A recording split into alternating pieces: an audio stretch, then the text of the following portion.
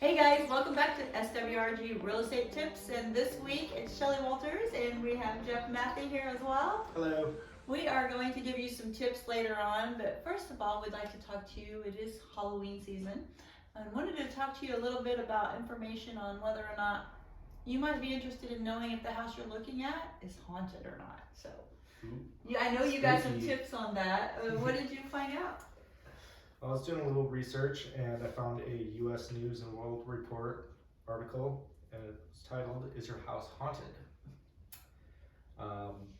There's a couple things they kind of go through that leave a telltale trace if it is. The first one is flickering lights or electrical problems that happen randomly. The next one is unexplained noises. Third is very strange smells. All of these I think could be explained away for something. For the most part. Yeah. It says these are atypical though. The next one is it feels like you're being watched all the time, which can be very creepy. So one of the things with all of this was, would a buyer care if the house is haunted? So do they go out? I mean, we have buyers. Have you ever had anybody ask that specific question? Haven't asked them if it was haunted, but they have asked if someone died there. I think that's a normal question that Yeah. we hear a lot. And we don't have to divulge it. Unless they ask. Yeah. So many times the house has had a death in it and we don't have to divulge it as a listing agent, but if a buyer asks, we do have to say yes or no. Or say we do not know. If we know. And you If it's a 100-year-old Yeah. house, we may not know. I could probably guarantee something happened in the early 1900s. If Google it. So one of the stats was too that was really interesting was how many people care. They interviewed 1,000 people, and 57% of them said they would buy a haunted house. On purpose? On purpose. And 59% of those 57% people would buy it slightly reduced price than market value, and 6% of them would actually pay more than market value to live there. To have the extra inhabitant. So in Indianapolis, we all know there's lots of areas, especially Irvington. That's a great area. And I know we've sold a house down there that was haunted, they said. Yep. And we sent our team out that we work with, who, we do have our little team that can go out and find out. They had stuff falling off the walls and all kinds of things. Stuff just randomly falling off the walls, pictures, the nails would just fall out randomly, lights would burn out, they had weird smells. What was the other thing? They swear they saw something, like an apparition or like a shadow thing in the corner. But yeah, Irvington's well known for that, and there's other places. And I will tell you that there have been some houses here in Carmel that have sold that were known to be haunted and had been already exorcised by the Catholic Church or anything like that. So since we have a little bit more of a knowledge of it, because people come to us knowing that we do this on the side to kind of look into houses like that, you would not be, or you probably would be surprised how many houses are supposedly haunted, even here in the Carmel and Fishers and Westfield area, because they do happen. There is one specifically that has been exorcised by the Catholic Church 3 times. That one is has been sold here in Carmel recently. So hope the buyer knew. And you don't. And so, like back in the day, I mean, if you have any questions or concerns about this, if you're a buyer, if you really want to know if it's really going to bother you, ask the neighbors. Because the neighbors will want to tell you. Yeah. For sure. And the neighbors know, if they've lived there for a while. So. Google the neighbors, newspaper articles, anything like that. Just do your research, ask the agents. Yeah, well, the funny thing is too, is a lot of times you'll say, why are they moving? And I get asked that all the time. We aren't supposed to divulge that. It's part of our fiduciary responsibility not to give away information. I mean, usually it's for a reason, but there have been times when people have moved because they don't feel comfortable in the house anymore. So the other part of it is in the southeast quadrant of the United States, in South Carolina and everything, it's not unusual for them that's a disclosure. Yeah. So you have to disclose it in certain states because they believe in it, they agree that it happens. And one of the things I was taught in CE is that one of the reasons we don't disclose it here is it's an unknown. It's like, you may think so, I may not think so, but there's no real proof. Tangible proof. Yeah. So it's not disclosed here. So anyway, it gets to do that. We had a house in my neighborhood that the kids grew up, you guys grew up in, that the neighbors came to the people the second they moved into the door and told them that somebody had died in the house. And they didn't know that, and they didn't even move in. That's crazy. So I guess if it's gonna bother you, what I'm trying to say is if it's gonna bother you, ask the question. Yeah, never hurts to ask. Any other fun tidbits you found? One of the other things that your house can be haunted is you can have dreams about it with weird apparitions and visions in your dreams specific to the house. So I guess if you're curious about your own house, if you're having any of these Do you have dreams about your house? you know, you can reach out to specific people that help with that. And like I said, we have a team that does this, and it's been something very interesting to learn about. And it's something that obviously some people care a lot about and could be concerned about, but don't think about asking the question, or maybe are too embarrassed to ask the question. But if it's going to be important, ask it. I think there's 4 states that have that on their disclosures. What I remember reading. 4 states? Yeah. Yeah. So not too many. And Indiana's not one of them. So again, we don't have to. And we are doing something here in October. We have gone around and certified all of our listings currently and decided if they are not haunted. We put the writers on all of our listings saying they're not haunted. So if you're looking at any of our listings, we can tell you the ones if it has this on it, it's not haunted. So we're doing that, just having fun this October. But I will tell you, we know it is important for some people, so just wanted to bring it up that if it is, be sure you talk to your realtor about it. So we do have our stats, and go ahead and give stats for Fishers. So in Fishers, in the last 7 days, there are 23 new listings. Of those 23 new listings, 14 of them pended already. That means about 60% of the new listings immediately pended in the first 7 days. Yeah, and 23 is not very many for Fishers to come on the No, market. it's not. It's a little lower than normal.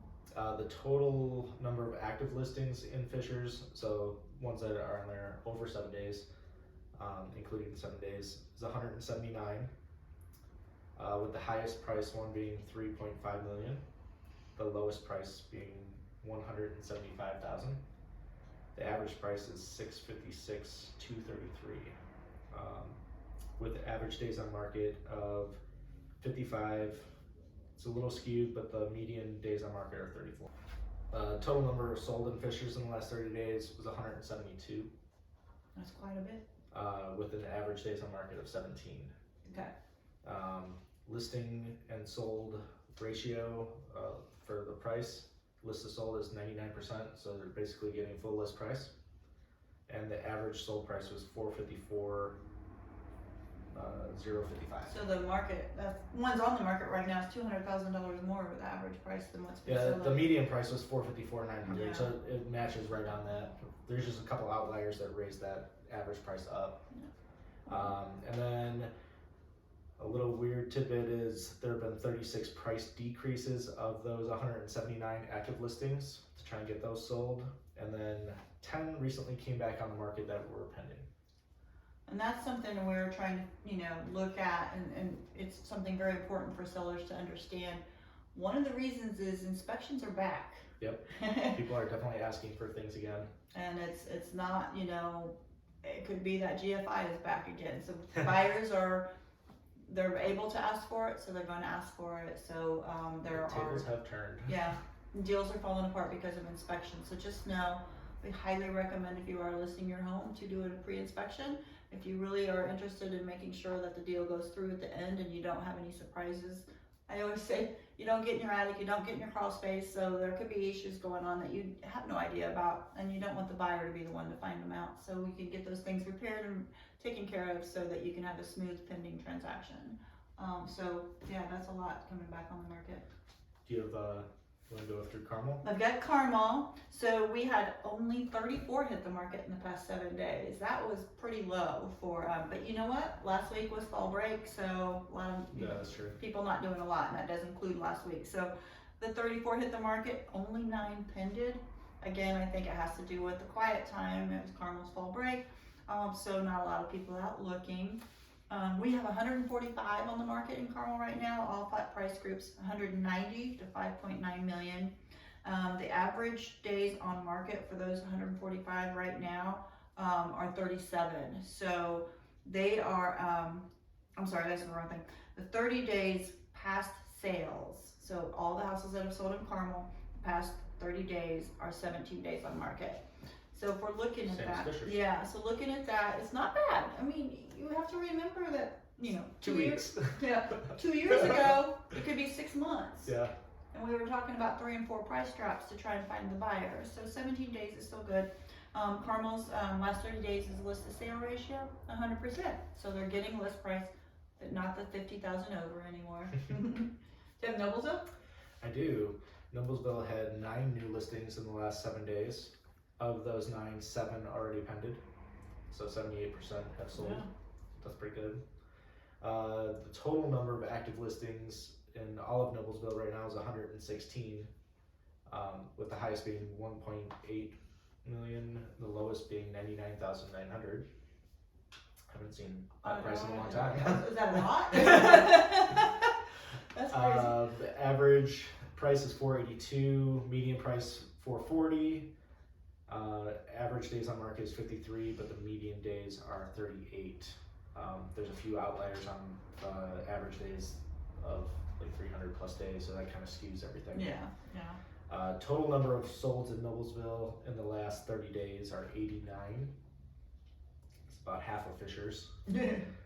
Average days on market are 21, and then they also have a 99% list to sale ratio, with an average sale price of $397,484.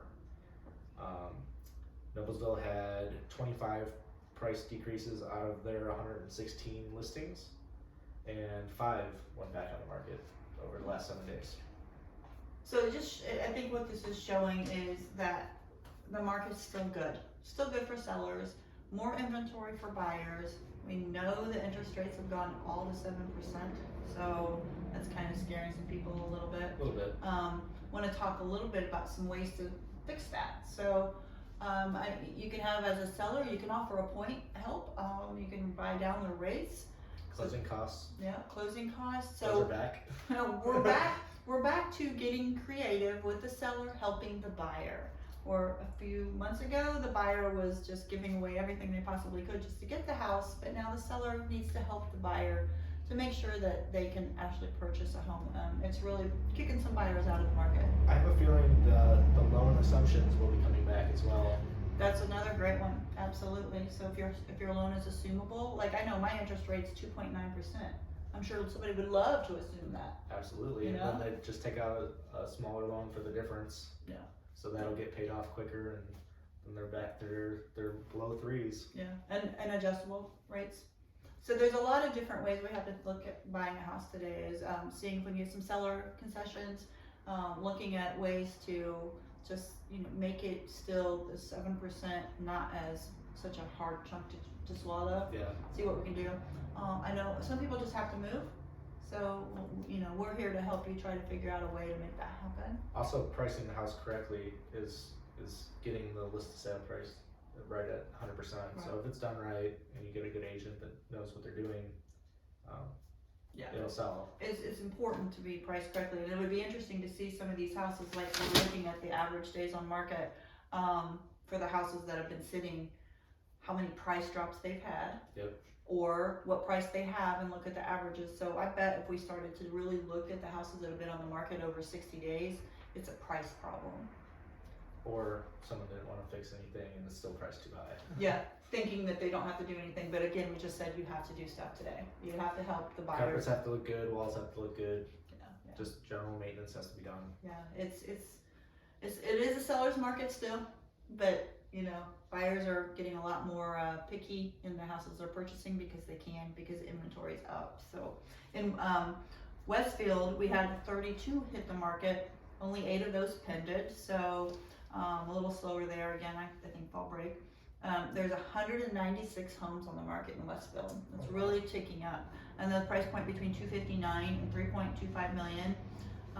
In the last 30 days, the sold houses, 118 have sold, and the average days on market there was 17. So looks like 17 is the magic days on market right now. They were selling at 99% list to sale ratio.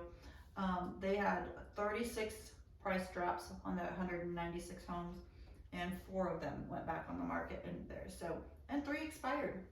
Haven't seen a lot of expireds lately, so that's always, it's going to be kind of curious to watch and see why things are happening, especially expireds. You know, I haven't talked to an expired in a long time. Yeah, it's been on the to talk to them and find out what happened, because if an average contract is 6 months, if they're still doing a 6-month contract, that house sat for 6 months in this market.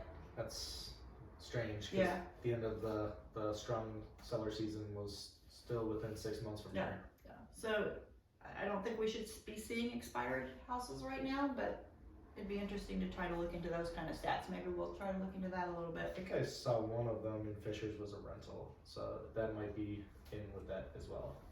Yeah, and that's something that would be, you know, interesting, because but rental should sell too.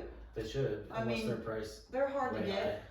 They're so hard to get. People are having a hard time. In Zionsville, 8 houses hit the market and 3 sold.